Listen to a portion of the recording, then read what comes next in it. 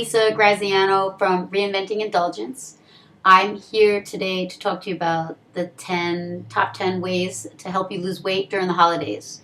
The reason I wanted to do this myself is because I gained 5 pounds, mostly because of the holiday of my birthday, which was like the whole month of September. Going out to dinner every day and indulging in desserts and sweets, kind of put a few pounds on myself, and then having Thanksgiving, and now I know Christmas is around the corner for me, but there's Christmas, there's Hanukkah, Kwanzaa, there's New Year's Eve, New Year's Day. There's a lot of holidays coming up that revolve around eating and drinking. So now's the time to actually prepay your calories. Try to save the room for later. If you're going to indulge, wait 3 weeks and get a head start, so that after the holidays come, you're not going to be so upset that you gained 5 pounds, because you're going to have taken care of yourself ahead of time. This is kind of the roller coaster way to losing weight, but so many of us do it, and we're kind of sometimes good at it, sometimes not, but maybe this will help you. But in the long run, if you really want to do a lifestyle change and keep the weight off and keep it off for good, definitely feel free to contact me into 2013, where I was going to start doing different sessions and working with people one-on-one, maybe doing workshops, teleconferences, and working with people on health coaching and reinventing indulgence and really lifestyle change, because I've done it myself. It took me a year of changing a lot of different things, and I lost 50 pounds, but that was a fringe benefit. Being healthy was really the goal. So if I could do it, really, I swear to you, anybody can do it. But for now, we're just going to do the top 10 ways to lose weight during the holidays. The first is going to be for you guys to write your food down.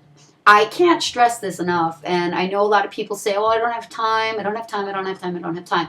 But you do have time, because a lot of people are on Facebook all day and Instagram, and even just like waiting in line at Starbucks, waiting in line at the bank. You're going to find it's not even 10 minutes, 7.5 minutes to write down what you eat every day. I eat a lot, and I can do it in 7.5 minutes. So I'm sure you can too. I noticed that when I started writing my food down right away, because you also want to look and become aware. It's about awareness. Once you become aware of what you're eating, right there, you're going to watch what you eat. But if you really want to take it up a notch, and you really want to know my top #1 secret to losing weight, it's using an online journal. Yes, I'm sharing that with you, and I know you might not like it, and 1 out of every 20 people want to do it, but it works. I'm doing it right now. I'm on like day 5 or 6. You can check mine out anytime you want on my Facebook page. It's under the Live Strong app on the right-hand side. And if you're a food geek like me, you'll get into it and you'll be like, okay, let me see what kind of meals and structure, there is. Because like I said, if I could do it, you could do it. Anybody could do it. So try an online journal. There's Live Strong, there's Fit Day, there's a million other ones. And there's so many apps that come right to your phone. You could do this right before you go to bed. You could do it, like I said, any point of the day. You could sit there and enter your food online. It makes a big difference. You could see the calories you're intaking. You could see the calories that you need to intake just to lose weight. You could see what your fat breakdown is, your protein breakdown, your carbohydrate breakdown. It really, really helps, and you get into it. And then you're motivating yourself, and you're inspiring your own self to do this and to stay on track. So it's the #1 goal it's the #1 thing you could do in reaching your weight loss goal. The rest I'm going to go through more quickly. #2 would be to eat smaller portions and more frequently. Make a fist. This is a portion, okay? We're used to eating like 4 fists, 5 fists, 6 fists a day. I mean, a meal. This is why we gain weight. We're eating too big of portions. If you are you eating salads or fresh vegetables, you could go a little bit bigger, and they could supplement the other. Like if you're going to eat brown rice this big, then just eat some vegetables with it. If you're going to eat some protein, a lean protein this big, and it should be probably even smaller, but then do your greens and your vegetables with it, then that would be okay. But stay really small portioned and eat more frequently through the day, like 4 times, 5 times, 6 times a day. I eat even more, but I speak to people that only eat once a day or 2, 3 times a day. You want to increase your metabolism. This is about metabolism. If I could change my metabolism, I'm telling you, you could do it. My metabolism was horrible, and now it's really, really good. It's fast, my metabolism now. And And that's what you want to probably do something different to increase your metabolism and give it a booster. So that would be one of the ways to do it. Number 3 would be to keep it simple. KISS. Keep it simple, stupid. That's it's out there no matter what you want to do in life. You always want to take a step backwards, go back to basics. But keeping it simple with respect to ingredients, respect to your own cooking, and respect to food choices in one meal. We all know that if an ingredient, read your ingredient label, just do it for fun. Read your ingredient labels and see how many are on there. And if you see like 20 to 100, chances are that food's not good. If you see words on there that you can't pronounce, you know that that's not good either. Shoot for ingredients under like 5. Look at the ingredients, read them. Do they even make sense to you? Are they close to a whole food? Like a whole food in the fruit and vegetable aisle, even in the dairy aisle. At least you have one ingredient, 1-2 ingredients. That's what more that you're looking for. Not that I support dairy, but anyway, this is about the top 10 ways to lose weight today. So also in your own cooking, when you put a lot of different things into a saute or something, you don't realize that those ingredients add up their calories. They're not evaporating in the pan. They're probably evaporating into the food and being absorbed by the food, and then you're going to eat them, and then you're going to make believe that there were no condiments whatsoever in that frying pan except for the chicken or the tofu or tempeh or whatever it is, the beans that you ate. But no, you have to count the condiments too. They count. So keep it simple. Don't go crazy with a whole bunch of different things. I've tried all these recipes this year, and so many of them have a lot of ingredients, and I'm like, oh my God, that's another reason I gained weight, by the way. But I take full accountability. Step number 0. I get that. No problem. So keep it simple, and also with your food groups. Like on Thanksgiving, we mix our carbs and our fats and our proteins and this, that, and the other thing. Try not to do that on a regular basis. Eat vegetables. You can eat vegetables all day long. Eat them by themselves. Eat them with a protein. Eat them, again, by themselves. And then eat them with a carbohydrate, a good carbohydrate. That's the way to do it. If you have too many food groups going at once, your body doesn't know which ones to go rush to help digest and break down. And you're causing confusion in your body. And you probably have digestive problems as well. That could lead to that as well. Number 4, pre-pack your snacks. I know people say, I don't have time. You have 20 minutes a week. You could do this with a family member, kids. Get some Ziplocs out. Cut up some carrots, celery, broccoli, cauliflower.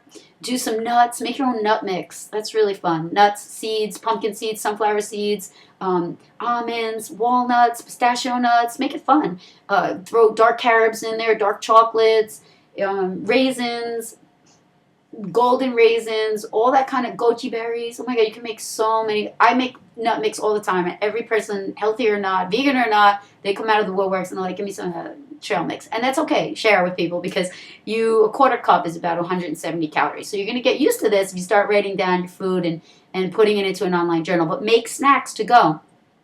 Hummus, crackers, apples, peanut butter, dark chocolate. The list is on and on and on. Granola bars, energy bars. These are great. You throw them in your bag. You take them with you when you're on the run. And you have no excuse. I mean, I work at night, and there's nothing open late at night by me. And the ones that are, they're completely sick of me asking them if they have anything vegan. I'm tired of eating pop chips every night. I don't really want to get like addicted to pop chips and eat peanut butter on, certain wheat thins and stuff like that. Like, I'll bring my own food. I'll leave it in my car. My car's like a built-in refrigerator right now because it's cold outside. So pre-pack your snacks. Number 5, don't eat late at night. We all know this. But if you're like me, you might just eat late at night anyway because I keep late hours. If you're going to eat late at night, eat something very light. Keep it light and keep it to maybe a protein, like a half of a serving of almonds, just to satisfy that hunger pain that you're feeling that you need to eat at that hour, and allowing your body to rest. You don't want to eat right before you go to bed because then you're going to focus your body on digestion instead of relaxation. We need to rejuvenate when we sleep. That's why we're sleeping. We're sleeping for the body to relax and to the cells to get going again, and we're also for the mind to relax. It's very important. I mean, sleep is one of the most important things, as well as food and exercise for your body, for your optimum health. And along with that would be not having stress in your life too. Right before you go to bed, you don't want to be eating or on, your social media outlets and things like that, or working. These are things that take away from your mind right before you go to bed. You want to have a good night's sleep. So, amongst a million other things, don't eat really late at night. Number 6, very, very, very, very important, is don't fear carbs. Let go of your fear of carbs. Be one with carbs. Be friends with carbs. And if you know me by now, you know I'm not talking about, I am so not talking about white refined packaged carbs. I'm not talking about that at all. When I lost 50 pounds, the way I did it, the number one thing I did was gave up white rice, white bread, and white pasta. So, white carbs definitely out the window. Even a lot of corn products and white potatoes, you could just toss that right out. But eat good carbs. Complex carbohydrates are great for you. We're talking brown rice, we're talking wild rice, black rice, we're talking quinoa, millet, oats, legumes, lentils, beans. I mean, the list goes on and on. There's so many good carbs out there. And fruits and vegetables, juicing. I eat a lot of fruits and vegetables. Those are carbs. I eat 60% of my diet is carbs. I go 60% carbs, 12% protein, and 28% healthy fats. But you find what works best for you, but don't be afraid of carbs. I know so many people, the first thing they want to get in a conversation with me or an argument is to be like, oh yeah, I'm doing really good. I just cut the carbs out. Don't stress out your liver, and don't stress out your kidneys. Save your liver for other things like New Year's. You know what I mean? All right, so that was number 6. Number 7 is to chew your food like 35 times. I know you're not going to sit there and chew your food 35 times. I don't really do it either, but do it once just for fun and just to see what it's like. But be more mindful. Be mindful of what you're eating, where it came from, what life was sacrificed for that food, who's preparing it for you, who's making that food for you out of love, where it comes from. Appreciate it. And enjoy it. Eat mindfully. Don't eat standing up, running around, running out the door, in the car. Your body can't process it. Your mind can't say, oh, really enjoy it. Your mind and your body need to enjoy that food, because if you have any part of cravings and indulgences, you're going to not be satisfied, and then you're going to want to eat again until you really are satisfied. So sit down, respect yourself, have that moment with yourself to really eat and nourish your body, and enjoy it. Enjoy it with company, enjoy it by yourself, do however you want to do it, but just don't eat it completely on the go. Number 8 would be to incorporate some tea into your life, or more water. And we're supposed to drink 8 glasses of water a day. We're really supposed to drink 8 glasses of water a day. Don't just say it and know it and don't do it. This is really helpful. You could be drinking water instead of a meal. You might get full and you might not even want that meal, or you might not want to overindulge in something. Drinking water might just be so simple of a solution. Or also green tea. Green tea. I have some green tea. Yay. I made my green tea because, first of all, this is like my coffee. It gives me energy. It's also really good for weight loss. It's good for digestion and weight loss. Green tea is a wonderful, wonderful herb, and there's so many really medicinal herbs out there and different teas that you could drink that are really, really good for you. And they're good coffee replacements too, because people maybe drink too much coffee, and coffee depletes your body of vitamins and nutrients. So if you're ever studying along my travels, I've been studying so much that I realize that it takes a look at your nutrients. It'll go through all your vitamin Bs, for example, and I'll say, but if you drink a lot of coffee or alcohol, then then your RDA for this is much higher. So it does deplete the body. So you want to drink more tea and drink more water, kind of come off of some of those bad habits. And that brings me to number 9, which is letting go of a bad habit. Just say no. Just say no to one unhealthy thing for 3 weeks. You're just doing this to prepay your calories for the holidays. So say no to one thing, whether it's cheese or milk or some sort of a dairy, because those things are actually fattening. Or if it's meat, or if it's saying no to white carbs or to coffee or something. Just give up one thing, or just say no. For me, I'm going to say no to desserts. And that's really hard. I'm going to say no to desserts just for 3 weeks, so that if I'm going to indulge, I'll wait for the holidays to indulge. Maybe I could lose a couple pounds right now so that when the holidays come around, I could actually enjoy myself a little bit more and maybe eat things that I wouldn't normally eat during the year.